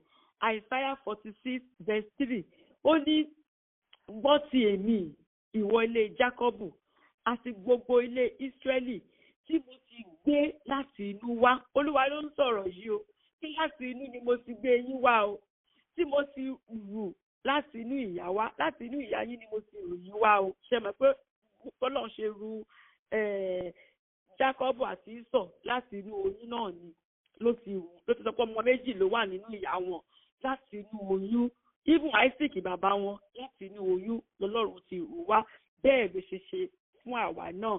So ìkan tí David ń transform Psalm ní verse 10 ní pé God is a faithful God o, olótìtọ́ lọ́lọ́run yìí o, olótìtọ́ ni his faithfulness kò ṣe é yí padà o. God is a faithful God. Ọba tó lè mú wa láti inú oyún títí dé àkókò yìí, kí ni nǹkan tí kò lè ṣe fún wa? So verse 10 is about the faithfulness of God. So verse 11, ó ní má ṣe jìnnà sí mi nítorí tí ìyọnu sọ ìdílé. Ìrànlọ́wọ́ Dávídì ń kégbe, bẹ́ẹ̀ ni Jésù Kristi náà kégbe pé Olúwa má jìnnà sí mi. Ìyọnu súnmọ́, nínú ìpọ́njú lòun wà.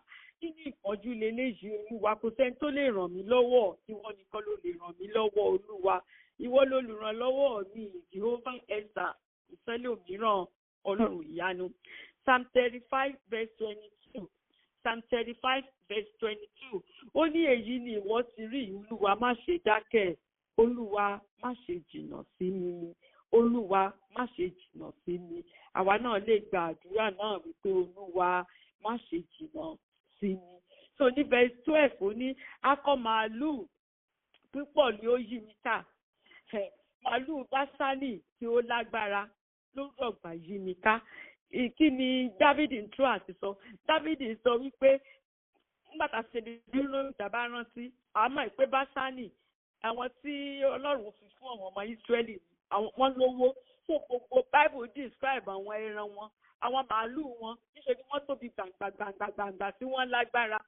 So Dávìdì sọ wípé àwọn ọ̀tá tó yí òun ká yìí, àwọn akọ màálù ti Báṣánì ni o, ìyẹn ni pé àwọn tó lágbára. Ìkan tó ń tú àti sọ ní pé àwọn ọ̀tá tó lágbára ju òun lọ, àwọn ló ń bá òun jà. Jésù Kristi náà sọ lórí igi àgbélébùú pé àwọn tó yí òun ká yìí, àwọn akọ màálù Báṣánì ni, àwọn tó jẹ́ pé alágbára ni wọ́n sì láàánú, wọn láàánú rárá. Tẹ́ bá worú ìyàtọ̀ fi jẹ Jésù Kristi, ẹ mọ̀ wípé kò sí àánú kankan lára àwọn èèyàn náà.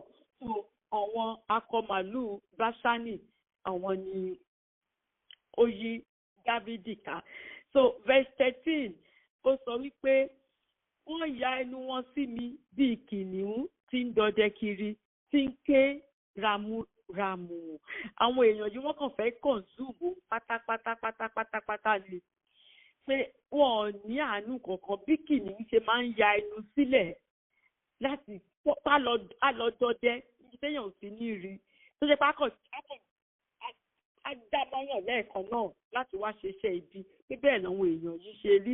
Dávìdì sọ pé nǹkan tóun go through lọ́wọ́lọ́wọ́ nígbà tóun kọ sáàmù yìí òun nìyẹn. Wọ́n ya ẹnu wọn sílẹ̀ sóhun ni, ṣíṣe ni àwọn kìnìún dọdẹ òun kiri níbi tó ti lè mú òun. Wọ́n set trap sí everywhere ni, ṣùgbọ́n wọn lè rí wa mú lórúkọ Jésù. So ní verse 14 ó ní a tú mí dànù bí omi, gbogbo egungun mi sì yẹ̀ lórí ike. Ọkàn mi dàbí idà, ìmọ̀ wáìtì Yorùbá báyìí bó ṣe lo idà bí ọ̀dà ọkàn mi dàbí wáàsì tó mẹ́ẹ̀sì ni. Ó ní ó yọ̀ láàrin inú òun. Èmi ò mọ táìmù tí ìyẹn ṣẹlẹ̀ sí Dávìdì, but a mọ̀ pé ó ṣẹlẹ̀ sí Jésù Kristi. Nígbà tí Jésù Kristi tí wọ́n fi sọ pé òun gbẹ òun kan fún un nìkan tóun máa mu, ìkan nú àwọn sójà yẹn ó ní pé kò tiẹ̀ wò bóyá ó tiẹ̀ ti kú pàápàá, níṣẹ́ ló mú spare tó tì í bọnú ikùn Jésù, because ẹni tó bá ti kú ṣe mọ̀ pé ẹ̀jẹ̀ máa dì.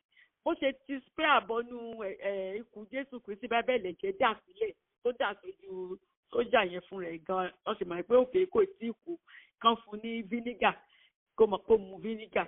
so wọ́n tú Jésù Kristi síta lóòótọ́, wọ́n tú nígbà tó bá da omi ni wọ́n fi da ẹ̀jẹ̀ Jésù Kristi nígbà tí wọ́n ti spear arrow wọ́n ti bọ Jésù Kristi.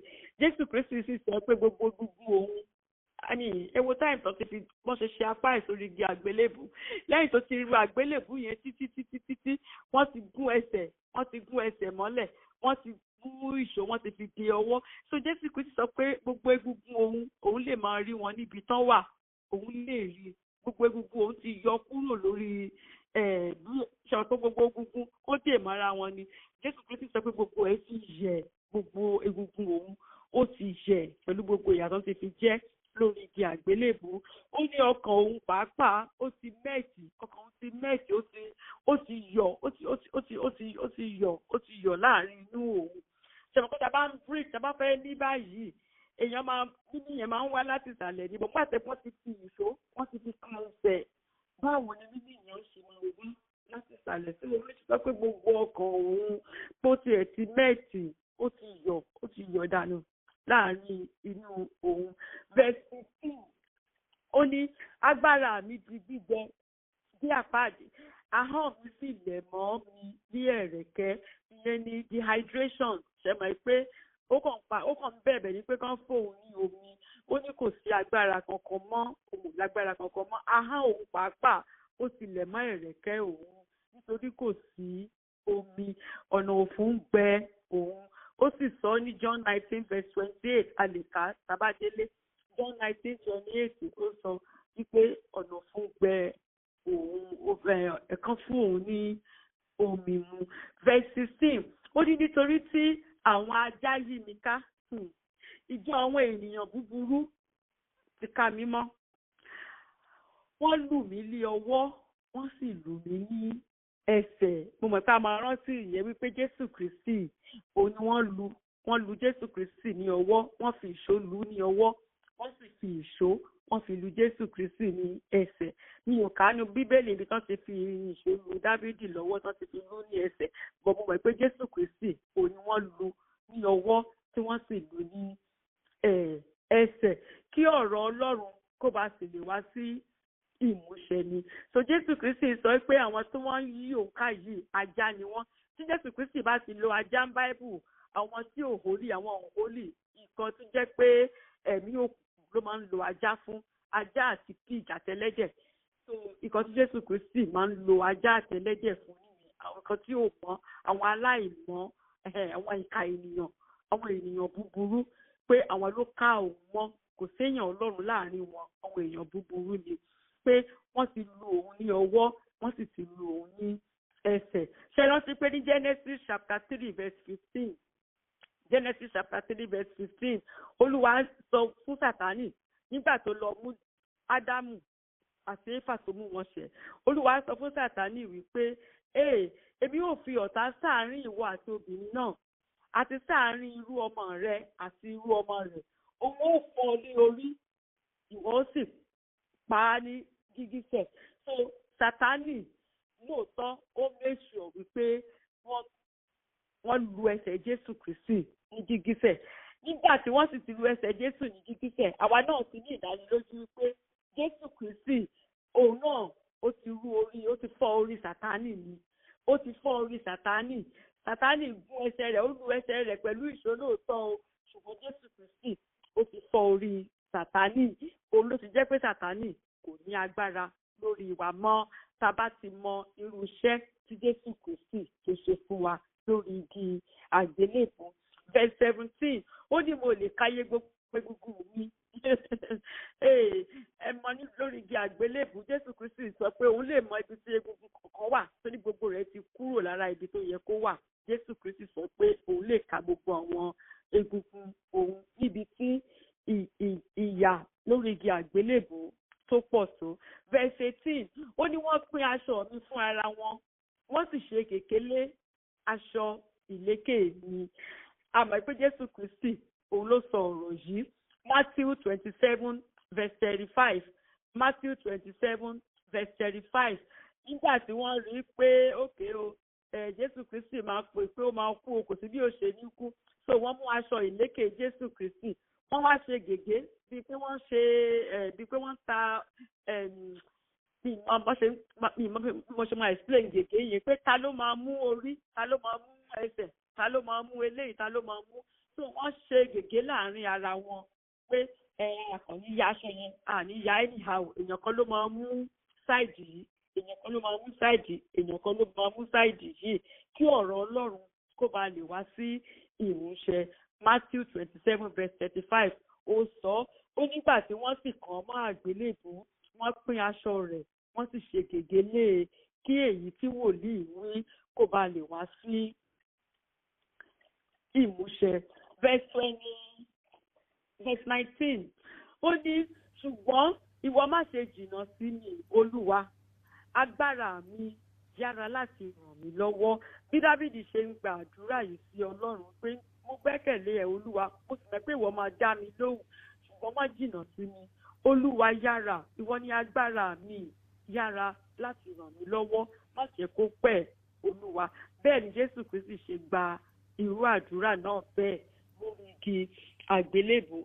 Verse 20 ó ní, gba ọkàn mi lọ́wọ́ idà, ẹ̀mí mi kan náà lọ́wọ́ agbára ajá ni.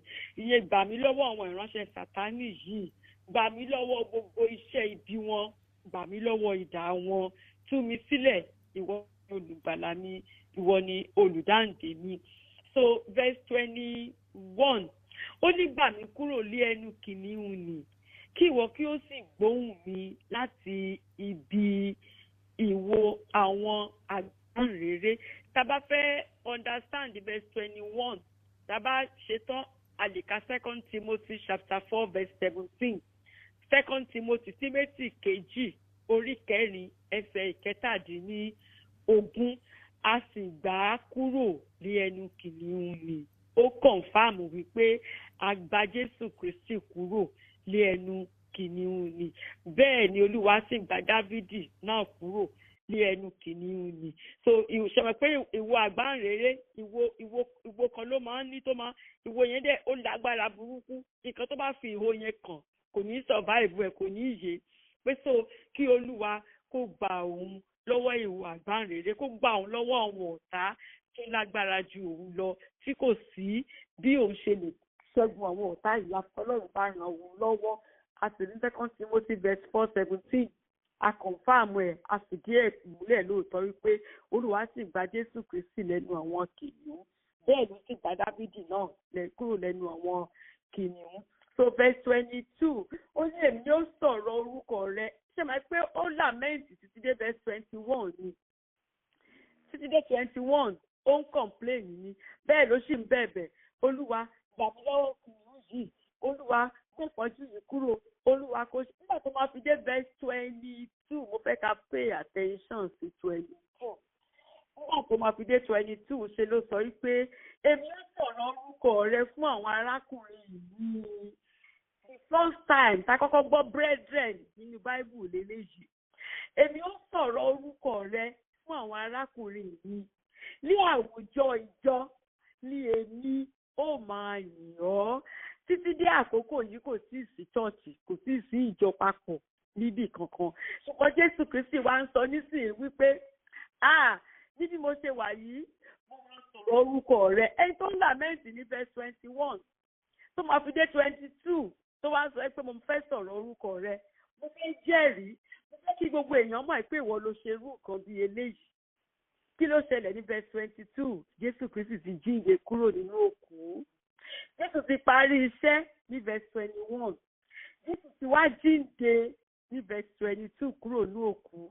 Jésù wá sọ wípé, màá ròyìn rẹ fún gbogbo ayé gbọ́. Màá jẹ́ kí gbogbo èèyàn mọ̀ pé ìwọ ni wọ́n lè dìde kúrò nínú ìsà òkú, tí mo sì gba kọ́kọ́rọ́ ikú lọ́wọ́ Sátánì, tí mo ṣe iṣẹ́ yìí, mo sì ṣe yege. Sọ fún àwọn arákùnrin mi káwọn náà kí wọ́n lè lọ sí gbogbo orílẹ̀-èdè alààyè láti máa jẹ́rìí fún gbogbo alààyè wípé lóòótọ́ mo kú, ṣùgbọ́n lọ́jọ́ kẹta bàbá mi jẹ́ kí n jíǹde kúrò nínú òkú, mo sì ti gba kọ́kọ́rọ́ ikú lọ́wọ́ Sátánì. So verse 23, so verse 22 yìí òun ló connect lamentation àti praises àti ìyìn ọba Dávídì àti ìyìn Jésù Kristi àti ìyìn àwa fúnra wa láti gba Jésù Kristi. So verse 23, ẹ̀yin tí ó bẹ̀rù Olúwa ẹ̀yin yìí tó kí gbogbo abẹ̀ sí ní yin Olúwa nítorí kí ni Jésù Kristi ti jíǹde kúrò nínú isà òkú. Ó ti gba kọ́kọ́rọ́ ikú lọ́wọ́ Sátánì. So gbogbo wa ká bẹ̀rẹ̀ sí ní máa yin Ọlọ́run ni. Ẹ̀yin tó bẹ̀rù Olúwa ẹ̀yin yìí, gbogbo ẹ̀yin irú ọmọ Jákọ́bù ẹ̀yin lógo kí ẹ sì máa bẹ̀rù rẹ̀ gidigidi, gbogbo ẹ̀yin irú ọmọ Ísírẹ́lì, nítorí kò kẹ́gàn bẹ́ẹ̀ ni kò kórìíra ìpọ́njú àwọn olùpọ́njú. Jésù Kristi ló wá ń sọ sí pé nítorí pé Ọlọ́run ò kẹ́gàn òun o, kò fi ṣe kó kẹ́gàn nígbà tó wà lórí igi àgbélébùú, kò sì kórìíra ìpọ́njú òun, kò jẹ́ kí kò ṣe pé bóyá ó kàn fi òun sílẹ̀, kò ṣe pé ó abandon òun, bẹ́ẹ̀ ni kò pa ojú rẹ̀ mọ́ kúrò lára mi, kò ṣe pé ó rí lè pa ojú rẹ̀ mọ́ ẹ̀ṣẹ̀ tóun gbèrú àkókò náà ni ò jẹ́ kó Olúwa kó wo òun, ṣùgbọ́n nígbà tóun ti parí iṣẹ́ Olúwa yíjú wo òun sì kú, ṣùgbọ́n lọ́jọ́ kẹta Olúwa mú ìlérí rẹ̀ ṣẹ, Olúwa sì jẹ́ kí n jíǹde kúrò nínú isà òkú. Mo sì ti gba kọ́kọ́rọ́ ikú lọ́wọ́ Sátánì. Ṣùgbọ́n nígbà tí mo kígbe, ìyẹn ní pé Ọlọ́run gbọ́, nígbà tó kígbe pé Olúwa Olúwa kí ló dé lójú rẹ̀ fi pamọ́ fún mi, Olúwa yíjú wò, Olúwa sì rí pé lóòótọ́ ó ti parí iṣẹ́ náà. It is finished. My son, it is finished lóòótọ́. Bẹ́ẹ̀ ni òkùnkùn pòórá, bẹ́ẹ̀ ni ìmọ́lẹ̀ sì tàn.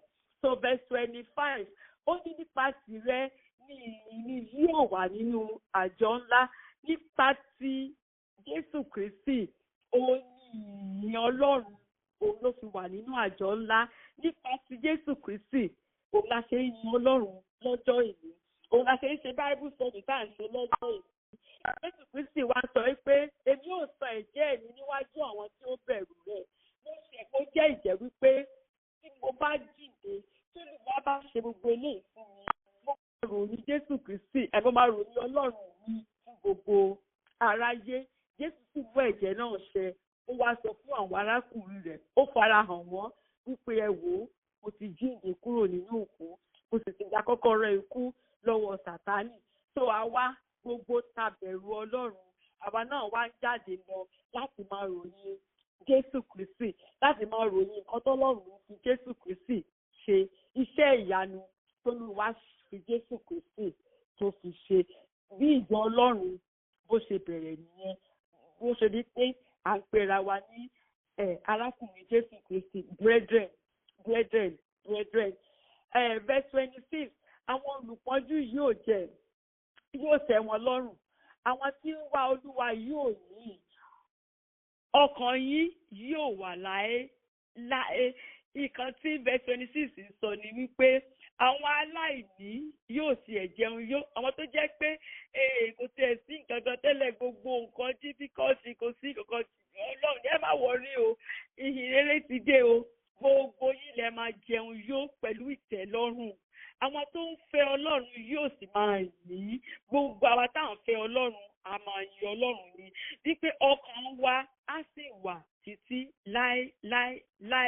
Nítorí tá a bá kúrò láyé bí a lọ bọ́ Ọlọ́run jọba ni ọkàn wa máa wà títí láé. Verse 27, gbogbo òpin ayé ni yóò rántí, gbogbo òpin ayé ló máa rántí o, nǹkan tí Jésù Kristi tó ṣe, nǹkan tí Ọlọ́run Bàbá tó jẹ́ kí Jésù Kristi ṣe fún gbogbo wa. Wọ́n ó sì yí padà sí Olúwa. Nígbà tí gbogbo ayé bá ń gbọ́ wípé lóòótọ́ ló kú tó sì jíǹde, wọ́n ó sì yí padà sí Olúwa. Àti gbogbo ìbátan orílẹ̀-èdè, all nations ni o, gbogbo ìlú ni yóò sì wólẹ̀ láti sìn níwájú rẹ̀.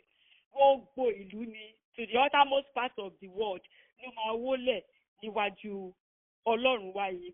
Tábà ṣe tá a lè ka Isaiah 45 verse 22 torí àkókò mi. Isaiah 45 verse 22 a lè kà, ó kàn sọ fún wa wípé gbogbo òpin ayé òun ló máa gbọ́ gbogbo iṣẹ́ rere tí Ọlọ́run ṣe nípasẹ̀ Jésù Kristi. Verse 28, ó ní nítorí ìjọba ni ti Olúwa, Ọlọ́run ló ní ìjọba, president tẹ́nìkan kan ò lè rọ̀ lóyè ni forever and ever ni Ọlọ́run ló ní ìjọba, kò sí ẹni tó tún ní ìjọba, Olúwa ló ní ìjọba. Ó sì ní baálẹ̀ nínú àwọn orílẹ̀-èdè, gbogbo orílẹ̀-èdè tó wà láyé àtọ̀run. Ó ní baálẹ̀ o, òun ló ní gbogbo orílẹ̀-èdè tí Olúwa ní ìjọba ọ̀run. Òun ni alákòóso àwọn orílẹ̀-èdè gbogbo. Verse 29, ó ní gbogbo àwọn tí ó sanra lé ayé yìí ó máa jẹ, wọ́n sì máa wólẹ̀ sí. Gbogbo àwọn tí ń sọ̀kalẹ̀ lọ sínú erùpẹ̀ yóò tẹríba níwájú rẹ̀, àti ẹni tí kò lè pa ọkàn ara rẹ̀ mọ́ lé ayé. Ẹ máa gbọ́ verse 29 o. Verse 29 sọ wípé gbogbo àwọn tó lówó láyé tí wọ́n ní gbogbo nǹkan tán prosperous yìí, wọ́n ti jẹ, wọ́n ti yó. Ṣùgbọ́n tán bá gba Jésù Kristi yìí, wọ́n sì máa padà wá wólẹ̀ sí o. Wọ́n máa padà wá wólẹ̀ sí ni o. Gbogbo àwọn tó tẹ̀ ń sọ̀kalẹ̀ lọ sínú erùpẹ̀, tán ti ń sọ̀kalẹ̀ lọ tán gba Jésù Kristi yìí ká tó lọ, wọ́n sì máa tẹríba níwájú rẹ̀ o. Àti ẹni tí kò lè pa ọkàn ara rẹ̀ mọ́lé ayé, ìyẹn tí kò tètè lo ọkàn rẹ̀ láti gba Jésù Kristi, tó sọ pé gbàgbà ló ń jẹ́ Jésù tó ń sọ, kó má ṣe kan tó gbu òun tóun. Nígbà tó bá ṣe, ẹni yẹn là ń sọ pé kò lè pa ọkàn ara rẹ̀ mọ́lé ayé, kò lè lo wíìlì tọ́lọ́run fún, kó fi mọ̀ pé ọ̀rọ̀ Ọlọ́run yìí ò tọ́ ni o. Ẹni tí ò bá ti gba Jésù Kristi yìí ní Olúwa àti olùgbàlà rẹ̀, inú iná ló ń lọ. Ẹni tí ò lè pa ọkàn ara rẹ̀ mọ́, gbogbo wọn ló ń padà bọ̀ láti wá wólẹ̀ níwájú Jésù Kristi yìí. Báwo ni wọ́n á ṣe wólẹ̀ níwájú Jésù Kristi? Ní ọjọ́ ìdájọ́. Torí ọjọ́ ìdájọ́ ń bọ̀ tí gbogbo èèyàn, àtẹni tó gba Jésù, àtẹni tí ò gba Jésù, jọ máa wólẹ̀ níwájú Ọlọ́run alákòóso ayé àti ọ̀run. Kó tó di pé máa sọ pé òkè, iṣẹ́ ti tiẹ̀ leléyìí, ọwọ́ ọ̀tún ni kó máa lọ, ìyè ayérayé, ọwọ́ òsì ni kó máa lọ nínú iná àjónirun. Ṣùgbọ́n kó tó ṣèdájọ́, ó di dandan kó wólẹ̀ kó sì sìn. Nítorí Bible sọ pé gbogbo orúkún, every knee ni ló gbọ́dọ̀ wólẹ̀. Everything gbọ́dọ̀ confess wípé Jesus Christ is Lord. Jesus Christ is Lord. So verse 30 sọ wípé irú kan yóò máa sìn, ìyẹn generation kan ló ń tú àti sọ, irú kan yóò máa sìn, a ó sì kà á ní ìrun kan fún Olúwa. Ìyẹn ni pé láti àtọmọdọ́mọ ló máa sìn Ọlọ́run yìí. Wọ́n á sì máa ròyìn Olúwa fún ìran tí ń bọ̀. Àwọn ìran kan ló ròyìn Olúwa fún wa. Àwọn ìran míì tún lè wà lẹ́yìn wa tó ń bọ̀, a tún máa ròyìn Jésù Kristi yìí, irú iṣẹ́ tó ṣe lórí igi àgbélébùú, bó ṣe jíǹde kúrò ní òkú, tó gba kọ́kọ́rọ́ ikú lọ́wọ́ Sátánì. Verse 31 ó parí pẹ̀lú wípé wọ́n ó wá, wọ́n sì máa sọ̀rọ̀ òdodo rẹ̀ fún àwọn ènìyàn kan tí a ó bí wípé òun ni ó ṣe yìí. Ìyẹn ni pé gbogbo àwa tá a wà láàyè tá ti gbọ́ pa Jésù Kristi, a máa sọ òtítọ́ rẹ̀ fún àwọn ènìyàn tí a kò tí ì bí, àwọn tá a tẹ̀ sí bí ọ generation of born. A máa sọ gbogbo nǹkan tí Jésù Kristi tó ṣe, iṣẹ́ ìyanu, gospel, ètò ìhìnrere, ohun wọ̀nyí ni Olúwa ti ṣe. Ìyẹn ni testimony wa pé àwọn ohun tó Olúwa ṣe leléyìí, bá ṣe ń sọ lórí òkè Síónì lẹ́yìn, wípé Olúwa Jésù Kristi òun ló fi ara rẹ̀ ló fi ṣe ìrúbọ fún gbogbo ẹ̀ṣẹ̀ wa lórí igi àgbélébùú, tí ó sì fi ẹ̀jẹ̀ ara rẹ̀ tí ó fi rà wá padà lórí igi àgbélébùú, tó fi jẹ́ pé gbogbo ẹni tó bá sì gbà ní Olúwa àti olùgbàlà, tí a sì fi ẹ̀jẹ̀ yẹn, tí a bá sì ti fi wẹ̀ mọ́, ó di dandan kó ní ìyè àìnípẹ̀kun, kó lè gbé pẹ̀lú Olúwa láé àti láéláé. Ikú oró tí ń bá kú, ìyà ẹ̀ṣẹ̀ tí ń bá jẹ, gbogbo rẹ̀ ló ti kó lọ. Jésù Olúwa ẹ máa ṣe o, torí àwa lẹ́ṣẹ̀ jìyà, torí àwa lẹ́ṣẹ̀ jìyà, torí àwa lẹ́ṣẹ̀ jìyà, ikú oró ló máa kú. Ìyà ẹ̀ṣẹ̀ tá ò bá jẹ, gbogbo rẹ̀ ló ti kó lọ. Jésù Olúwa ẹ má ṣe o, torí àwa lẹ́ṣẹ̀ jìyà. Ètùtù ẹ̀ṣẹ̀ adúpẹ́ ẹ ṣé, ètùtù ẹ̀ṣẹ̀ àdìgbàgbé o. Ètùtù ẹ̀ṣẹ̀ tó gbẹlẹ́ṣẹ̀ là, tó sọ wá dọmọ àjogún ọ̀run. Iṣẹ́ ìyanu àdìgbàgbé o, torí àwa lẹ́ṣẹ̀ jìyà. Hallelujah, hallelujah. Ẹ jẹ́ kí n conclude pẹ̀lú Romans 10:9. Ìwé Róòmù orí 10 ẹsẹ̀ 9. Ó sọ pé bí ìwọ bá fi ẹnu rẹ jẹ́wọ́ Jésù ní Olúwa, tí ìwọ sì gbàgbọ́ ní ọkàn rẹ pé Ọlọ́run jí dìde kúrò nínú òkú, a ó gbà ọ́ là. Ẹni tí kò bá fi ẹnu ara rẹ̀ sọ, bó tiẹ̀ ń lọ ṣọ́ọ̀ṣì, tó ń ṣiṣẹ́ fọ́lọ́run, tó ń ṣe gbogbo nǹkan, a ò lè gbà á là. Bó tiẹ̀ ń gbé ìgbé ayé mímọ́, a ò lè gbà á là. Nítorí òfin Ọlọ́run ni wípé a gbọ́dọ̀ fi ẹnu wa, a gbọ́dọ̀ fi sọ wípé lóòótọ́ mo gba Jésù Kristi ní Olúwa. Lóòótọ́ ni mo gbàgbọ́ pé ó kú ní ọjọ́ kẹta, ó sì jíǹde kúrò nínú òkú. Nítorí Olúwa ò kì í fipá mú èèyàn, kò kì í fipá mú èèyàn. Aláti sọ ni wípé mo fẹ́. O lè choose láti kọ Ọlọ́run. Kò sí kankan tọ́lọ́run máa ṣe àfihàn sílẹ̀ náà ni. Ó kàn jẹ́ pé consequence wà. Tó bá pé choice ẹ nìyẹn, iná ajo ni irun ni. Ṣùgbọ́n tó bá jẹ́ pé o decide wípé èmi mo ti gbọ́ gbogbo nǹkan tó ṣẹlẹ̀, mo ti mọ ìdí tí Jésù Kristi láti lọ sórí igi àgbélébùú, mo ti mọ ìdí láti wá èèyàn, mo ti mọ ìdí tọ́lọ́run fi wò ó pẹ̀lú gbogbo ìpọ́njú lórí igi àgbélébùú, mo ti wá mọ ìdí tó yẹ láti fi jíǹde, bó ṣe lọ gba kọ́kọ́rọ́ ikú lọ́wọ́ Sátánì láti lè rà wá padà ká bá lè gbé ní ìjọba títí láéláé. Tó bá mọ̀ wípé o fẹ́ fẹnu ara rẹ sọ wípé lóòótọ́ ìwọ fẹ́ tẹ̀lé Jésù Kristi yìí, jẹ́ ká jọ gba àdúrà wípé Olúwa, mo máa rà mí gẹ́gẹ́ bí ẹlẹ́ṣẹ̀. Nítorí gbogbo wa láti ṣẹ̀wọ̀n, mo máa rà mí gẹ́gẹ́ bí ẹlẹ́ṣẹ̀. Nítorí tèmi ló ṣe kú ikú oró lórí igi àgbélébùú. Dárí gbogbo ẹ̀ṣẹ̀ mi jì mí. Dárí gbogbo ẹ̀ṣẹ̀ mi jì. Fọ̀ gbogbo ẹ̀ṣẹ̀ mi fọ̀ mọ́. Fọ̀ gbogbo ẹ̀ṣẹ̀ mi mọ́. Mo gba Jésù Kristi ní Olúwa àti olùgbàlà mi. Mo gba Jésù Kristi ní Olúwa àti olùgbàlà mi. Èmi náà fẹ́ bá ọ jíǹde bó ṣe jíǹde lọ́jọ́ kẹta. Èmi náà fẹ́ bá ọ jíǹde bó ṣe jíǹde ní ọjọ́ kẹta. Kọ orúkọ mi sínú ìwé ìyè. Kọ orúkọ mi sínú ìwé ìyè. Ẹni tó bá sọ pẹ̀lú gbogbo ọkàn rẹ̀, tó gbàgbọ́ láti inú ọkàn rẹ̀ lóòótọ́, Olúwa sì fi ẹ̀jẹ̀ rẹ̀ á fi wẹ gbogbo ẹ̀ṣẹ̀ rẹ̀ mọ́. Gbogbo bó ṣe pọ́n yẹn á di funfun. Olúwa sì kọ orúkọ rẹ̀ sínú ìwé ìyè. Lọ́jọ́ náà, à ríra, à yọ̀ mọ́ra wa lórúkọ Jésù. Thank you and God bless you all. Ẹ má wọrí.